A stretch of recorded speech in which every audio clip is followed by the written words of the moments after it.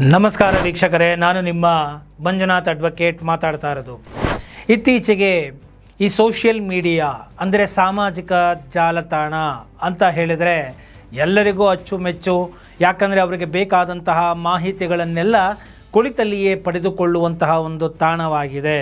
So ಈ ಸಾಮಾಜಿಕ ಜಾಲತಾಣಗಳನ್ನು ಪವರ್ಫುಲ್ ವೆಪನ್ ಆಗಿ ಬಳಸಿಕೊಳ್ಳುವವರು ಉಂಟು, ಅದರಿಂದ ಜೀವನವನ್ನು ಉದ್ಧಾರ ಮಾಡಿಕೊಂಡವರು ಉಂಟು, ಹಾಳು ಮಾಡಿಕೊಂಡವರು ಉಂಟು. ಈ ಸಾಮಾಜಿಕ ಜಾಲತಾಣಗಳನ್ನು ಹೇಗೆ ನಾವು ಬಳಸಿಕೊಳ್ಳುತ್ತೇವೆ ಅನ್ನೋದರ ಮುಖಾಂತರ ಅವರಿಗೆ ಅದು ಪ್ಲಸ್ಸೋ ಮೈನಸ್ಸೋ ಅಥವಾ ಸಕಾರಾತ್ಮಕವೋ ನಕಾರಾತ್ಮಕವೋ ಆಗಿ ಮಾರ್ಪಾಟಾಗುತ್ತೆ. ಈ ಸಾಮಾಜಿಕ ಜಾಲತಾಣಗಳಲ್ಲಿ ಪೋಸ್ಟ್ಗಳನ್ನು ಹಾಕ್ತಕ್ಕಂಥದ್ದು, ವಿಡಿಯೋಗಳನ್ನು ಹಾಕ್ತಕ್ಕಂಥದ್ದು, ಭಾಷಣಗಳನ್ನು ಮಾಡಿ ಹಾಕ್ತಕ್ಕಂಥದ್ದು, ಈ ರೀತಿಯಾಗಿ ಅಪ್ಲೋಡ್ಗಳನ್ನು ಮಾಡಿದಾಗ ಆ ಒಂದು ಪೋಸ್ಟ್ಗಳ ವಿಡಿಯೋಗಳಲ್ಲಿ ಅಪರಾಧ ಆಗುವಂತಹ, ಕಾನೂನಿನಲ್ಲಿ ಶಿಕ್ಷಿಸಲ್ಪಡುವಂತಹ ವಿಚಾರಗಳು ಏನಾದರೂ ಇದ್ದಿದ್ದೇ ಆದರೆ, ಕಂಟೆಂಟ್ ಇದ್ದಿದ್ದೇ ಆದರೆ ಅಂತಹ ಒಂದು ಘಟನೆಗಳು ಸಂಭವಿಸೋದಕ್ಕೆ ಅಥವಾ ಇತರರನ್ನು ಪ್ರಚೋದಿಸಲಿಕ್ಕೆ ಏನಾದರೂ ಪ್ರಚೋದಿತವಾದಂತಹ, ದ್ವೇಷಪೂರಿತವಾದಂತಹ ಮತ್ತು ರಾಷ್ಟ್ರದ ಘನತೆಗೆ ಮತ್ತು ಭದ್ರತೆಗೆ ಧಕ್ಕೆ ಉಂಟು ಮಾಡುವಂತಹ ಮತ್ತು ಸಮಾಜದಲ್ಲಿ ಸ್ವಾಸ್ಥ್ಯವನ್ನು ಕದಡುವಂತಹ, ಜಾತಿ ಮತ್ತು ಧರ್ಮಗಳ ನಡುವೆ ಸಂಘರ್ಷವನ್ನು ಉಂಟು ಮಾಡುವಂತಹ ಏನಾದರೂ ಪೋಸ್ಟ್ಗಳು ಇದ್ದಿದ್ದೇ ಆದಲ್ಲಿ ಅಂತಹ ಪೋಸ್ಟ್ಗಳ ವಿರುದ್ಧ ಕ್ರಮವನ್ನು ತೆಗೆದುಕೊಳ್ಳಬೇಕು.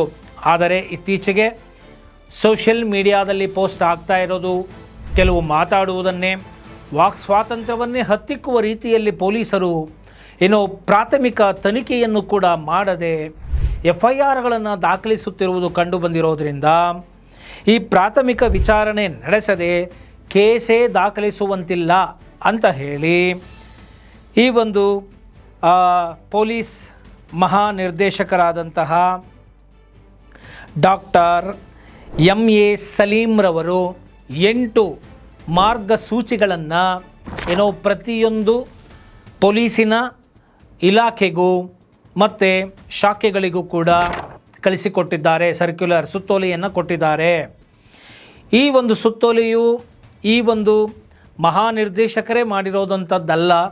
ಇದು ಸುಪ್ರೀಂ ಕೋರ್ಟ್ ಕೆಲವು ಪ್ರಕರಣಗಳಲ್ಲಿ 2 ಪ್ರಕರಣಗಳಲ್ಲಿ ನೀಡಿರುವಂತಹ ಮಾರ್ಗಸೂಚಿಗಳಾಗಿದೆ, ಗೈಡ್ಲೈನ್ಸ್ ಆಗಿದೆ. ಇದು ತೆಲಂಗಾಣ ಹೈಕೋರ್ಟು ನೀಡಿರುವಂತಹ ಕೆಲವು ಮಾರ್ಗಸೂಚಿಗಳನ್ನು ಸರ್ವೋಚ್ಚ ನ್ಯಾಯಾಲಯವು ಎತ್ತಿ ಹಿಡಿದು ಅದರ ಆಧಾರದ ಮೇಲೆಯೇ ಈ ಒಂದು 8 ಮಾರ್ಗಸೂಚಿಗಳನ್ನು ಮಾಡಲಾಗಿದೆ. ಪೊಲೀಸಿನವರ ಮಾಹಿತಿಗಾಗಿ ಅವರಿಗೆ ಕೊಡಲಾಗಿದೆ. ಅಂದರೆ ಇದನ್ನು ಸುಮ್ಮನೆ ವಿತೌಟ್ ಕಂಡಕ್ಟಿಂಗ್ ಪ್ರಿಲಿಮಿನರಿ ಎನ್ಕ್ವೈರಿ, ಪ್ರಾಥಮಿಕ ತನಿಖೆಯನ್ನು ನಡೆಸದೆ, ಕಾನೂನಿನ ಅಂಶಗಳನ್ನು ಪರಿಗಣಿಸದೆ ಸುಮ್ಮನೆ FIRಗಳನ್ನು ದಾಖಲು ಮಾಡ್ತಾ ಹೋಗಿಬಿಟ್ರೆ ಜನಗಳ ಸ್ವಾತಂತ್ರ್ಯದ ಹಕ್ಕು ಹತ್ತಿಕ್ಕಿದ ಹಾಗೆ ಆಗುತ್ತೆ. ಹಾಗೂ FIRಗಳು ದಾಖಲಾಗ್ತಾ ಹೋಗ್ತಾ ಇದ್ದರೆ ಸರ್ಕಾರಕ್ಕೂ ವೆಚ್ಚ ಜಾಸ್ತಿ ಬರುತ್ತೆ ಮತ್ತು ಕೋರ್ಟ್ಗಳಿಗೂ ಕೂಡ ಬರ್ಡನ್ ಜಾಸ್ತಿ ಆಗ್ತಾ ಇರೋದರಿಂದ ಪ್ರಾರಂಭಿಕ ಹಂತದಲ್ಲಿಯೇ ಸರಿಯಾದ ರೀತಿಯಲ್ಲಿ ತನಿಖೆಯನ್ನು ಮಾಡಿ FIR ದಾಖಲಿಸಬೇಕೇ ಹೊರತು ಸುಮ್ಮನೆ ಮಾಡುವಂತಿಲ್ಲ ಎಂಬುವಂತಹ ಒಂದು ಕಟ್ಟಪ್ಪಣೆ ನಿರ್ದೇಶನವನ್ನು ಡಾಕ್ಟರ್ MA ಸಲೀಮ್ರವರು ನೀಡಿದ್ದಾರೆ. ಅದು ಏನಪ್ಪ ಅಂತ ನಾನು ಇವಾಗ ನಿಮಗೆ ಹೇಳ್ತೇನೆ. ಮೊದಲನೇದಾಗಿ ದೂರುದಾರರ ಅರ್ಹತೆ ಪರಿಶೀಲನೆ ಆಗಬೇಕು. ಅಂದರೆ ದೂರುದಾರ ಅಂದರೆ ಯಾರಿಗೆ ನೋವಾಗಿರುತ್ತೋ, ಅದರಿಂದ ಕಷ್ಟವನ್ನು ಅನುಭವಿಸಿರ್ತಾನೋ ಮತ್ತು ಸಮಸ್ಯೆ ಉಂಟಾಗಿರುತ್ತೋ, ನಷ್ಟ ಉಂಟಾಗಿರುತ್ತೋ ಅಂತಹವರು ಬಂದು ದೂರನ್ನು ಕೊಟ್ಟಿರಬೇಕು. ಅದನ್ನು ಬಿಟ್ಟು ಆ ಒಂದು ವಿಷಯಕ್ಕೆ ದೂರಿಗೆ ಸಂಬಂಧಪಡದ 3ನೇ ಅಥವಾ ಇನ್ಯಾರೋ ವ್ಯಕ್ತಿಗಳು ಬಂದು ದೂರನ್ನು ಕೊಟ್ಟಿದ್ದೇ ಆದರೆ ಅಂತಹ ದೂರನ್ನು ಸ್ವೀಕಾರ ಮಾಡಬಾರದು. ಸೊ ಮಾನಹಾನಿ ಅಥವಾ ಅಂತಹದೇ ಪ್ರಕರಣಗಳಲ್ಲಿ ದೂರು ನೀಡುವವರು ಕಾನೂನಿನ ಪ್ರಕಾರ ನೊಂದ ವ್ಯಕ್ತಿಯಾಗಿರಬೇಕು. ಸಂಬಂಧವಿಲ್ಲದ 3ನೇ ವ್ಯಕ್ತಿ ನೀಡುವ ದೂರುಗಳನ್ನು ಗಂಭೀರ ಅಪರಾಧಗಳನ್ನು ಹೊರತುಪಡಿಸಿ ಎಕ್ಸೆಪ್ಟ್ ದ ಗ್ರೀವಿಯನ್ಸ್ ಅಫೆನ್ಸಸ್, ಗಂಭೀರವಾದಂತಹ ಪ್ರಕರಣಗಳನ್ನು ಹೊರತುಪಡಿಸಿ ಸ್ವೀಕರಿಸಬಾರದು ಎಂಬುವಂತಹ ಒಂದು ಮೊದಲನೇ ನಿಯಮವನ್ನು ನೀಡಿದ್ದಾರೆ. ಇನ್ನು ಎರಡನೆಯದಾಗಿ ಪ್ರಾಥಮಿಕ ವಿಚಾರಣೆ ಕಡ್ಡಾಯ. ಅಂದರೆ ಪ್ರಿಲಿಮಿನರಿ ಎನ್ಕ್ವೈರಿ ಆಗಬೇಕು. ಏನೋ ಒಂದು ಬಂತು, ಏನೋ ಒಂದು ಕಣ್ಣು ಮುಚ್ಕೊಂಡು ಅಥವಾ ಇನ್ನೇನೋ ದುಡ್ಡು ಕೊಟ್ಟರು ಅಂತ ಅಥವಾ ಇನ್ಯಾನೋ ಯಾರೋ ಹೇಳಿದ್ರು ಅಂತ ಇನ್ಫ್ಲುಯೆನ್ಸ್ಗಳನ್ನು ಉಪಯೋಗಿಸಿದ್ರು ಅಂತ ಹೇಳಿ ಅಥವಾ ಇನ್ಯಾವುದೋ ರಾಜಕೀಯ ಒತ್ತಡಗಳಿಂದ ಕಾರಣನೋ ಅಥವಾ ಇನ್ಯಾರೋ ಆರ್ಥಿಕವಾಗಿ ಪ್ರಬಲ ಸದೃಢ ವ್ಯಕ್ತಿ ಹೇಳ್ದ ಅಂತನೋ FIRಗಳನ್ನು ಮಾಡುವಂಥದ್ದಲ್ಲ. ಅದು ಪ್ರಾಥಮಿಕ ತನಿಖೆಯನ್ನು ಮಾಡಲೇಬೇಕು. ದೂರಿನಲ್ಲಿ ಉಲ್ಲೇಖಿಸಲಾದ ವಿಷಯವು ಮೇಲ್ನೋಟಕ್ಕೆ, ಅಂದರೆ ಏನು, ಪ್ರೈಮಾ ಫೆಸಿ ಮೇಲ್ನೋಟಕ್ಕೆ ಇದು ಅಪರಾಧವೇ ಎಂಬುದನ್ನು FIR ದಾಖಲಿಸಿಕೊಳ್ಳುವ ಮುನ್ನ ಅವರು ನೋಡಲೇಬೇಕು ಮತ್ತು ಖಚಿತಪಡಿಸಿಕೊಳ್ಳಲೇಬೇಕು ಎಂಬುವಂತಹ ವಿಚಾರವನ್ನು, ಮಾರ್ಗದರ್ಶನವನ್ನು ಎರಡನೇ ಅಂಶದಲ್ಲಿ ನೀಡಲಾಗಿದೆ. ಇನ್ನು ಮೂರನೆಯದಾಗಿ ಹಿಂಸಾಚಾರಕ್ಕೆ ಪ್ರಚೋದನೆ ಇದ್ದರೆ ಮಾತ್ರ ಪ್ರಕರಣವನ್ನು ದಾಖಲಿಸಬೇಕು. ಈಗ ವಾಕ್ ಸ್ವಾತಂತ್ರ್ಯ ಇದೆ. ಯಾವುದೋ ಒಂದು ವಿಷಯದ ಬಗ್ಗೆ ತಮ್ಮ ಅಭಿಪ್ರಾಯಗಳನ್ನು ಖಂಡಿತವಾಗಿಯೂ ವ್ಯಕ್ತಪಡಿಸಬಹುದು. ಕೆಲವರು ಸೌಮ್ಯ ಭಾಷೆಯಲ್ಲಿ, ಕೆಲವರು ಕಠೋರ ಭಾಷೆಗಳಲ್ಲಿ ಅವರು ವ್ಯಕ್ತಪಡಿಸಬಹುದು. ಆದರೆ ಅದರ ಹಿಂದಿನ ಉದ್ದೇಶ ಏನೋ ಸರಿಯಾದದ್ದು, ಸೂಕ್ತವಾದದ್ದೇ ಆದಲ್ಲಿ ಅದೆಲ್ಲವನ್ನು ಕೂಡ ನಾವು ಪ್ರಕರಣಗಳಂತೇಳಿ ಮಾನಹಾನಿ ಹಾಕಲಿಕ್ಕೆ ಬರೋದಿಲ್ಲ. ಸೊ ಅದರಿಂದ ಹಿಂಸಾಚಾರಕ್ಕೆ ಪ್ರಚೋದನೆ ಆಗುವಂಥ ವಿಚಾರಗಳು ಅದರಲ್ಲಿ ಇರಬೇಕು. ಆಗ ಮಾತ್ರ FIR ಮಾಡಬೇಕು ಅಂತ ಹೇಳ್ತಾರೆ.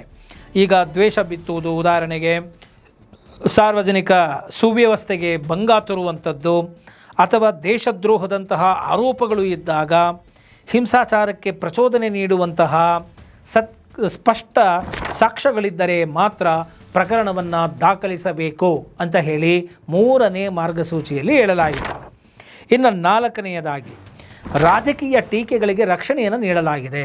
ನೋಡಿ, ಒಂದು ಪಕ್ಷ ಮತ್ತೊಂದು ಪಕ್ಷದವರ ವಿರುದ್ಧ ಅವರು ಮಾಡಿರುವಂತಹ ಕೆಲಸ ಕಾರ್ಯಗಳ ವಿರುದ್ಧ ಅಸಮಾಧಾನವನ್ನು ವ್ಯಕ್ತಪಡಿಸುವುದು ಅವರವರ ವಾಕ್ ಸ್ವಾತಂತ್ರ್ಯಕ್ಕೆ ಬಿಟ್ಟಂತಹ ವಿಚಾರ ಆಗಿದೆ. ಅದು ಸಂವಿಧಾನದ 19(1)(a) ಅಡಿಯಲ್ಲಿ ಆ ವಾಕ್ ಸ್ವಾತಂತ್ರ್ಯವನ್ನು ರಕ್ಷಿಸಲಾಗಿದೆ. ಫ್ರೀಡಮ್ ಆಫ್ ಸ್ಪೀಚ್ ಅಂತ ನಾವೇನು ಕರಿತೀವಿ, ಅದಕ್ಕೆ ಭಂಗ ಬರದ ರೀತಿಯಲ್ಲಿ ನಡೆದುಕೊಳ್ಳಬೇಕು.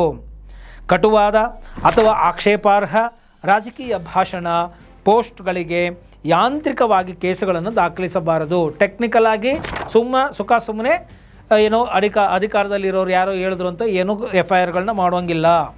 ಮತ್ತು ಈ ಸಂವಿಧಾನ ನಾನೀಗಾಗಲೇ ಹೇಳಿದಾಗೆ 19(1)(a) ಅಡಿಯಲ್ಲಿ ವಾಕ್ ಸ್ವಾತಂತ್ರ್ಯವನ್ನು ಗೌರವಿಸಬೇಕು.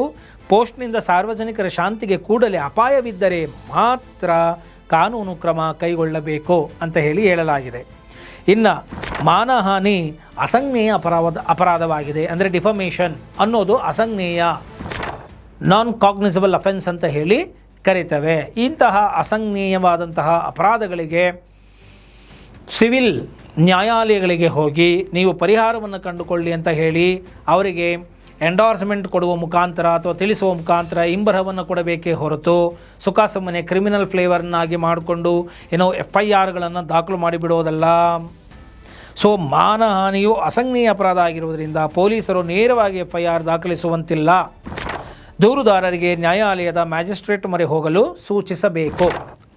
ಇನ್ನು ನೆಕ್ಸ್ಟ್ ಏನಪ್ಪ ಅಂದರೆ ಬಂಧನದ ನಿಯಮಗಳು.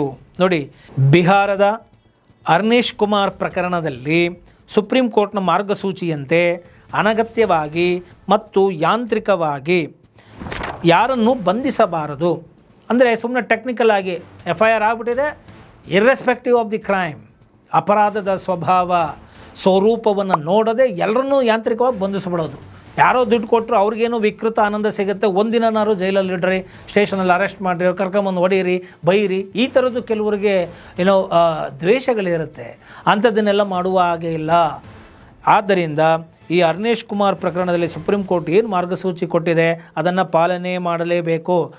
ಸುಮ್ಮನೆ ಯಾಂತ್ರಿಕವಾಗಿ ಯಾರನ್ನು ಬಂಧಿಸುವಂತೆ ಇಲ್ಲ. ಅವರ ಫ್ರೀಡಮ್ ಆಫ್ ಲೈಫ್ಗೆ, ಲಿಬರ್ಟಿಗೆ ತೊಂದರೆಯನ್ನು ಕೊಡಬಾರದು, ಜೀವಿಸುವ ಸ್ವಾತಂತ್ರ್ಯಕ್ಕೆ ತೊಂದರೆಯನ್ನು ಮಾಡಬಾರದು ಅಂತ ಹೇಳಲಾಗಿದೆ. ಇನ್ನು ಕಾನೂನು ಸಲಹೆ ಪಡೆಯಬೇಕು.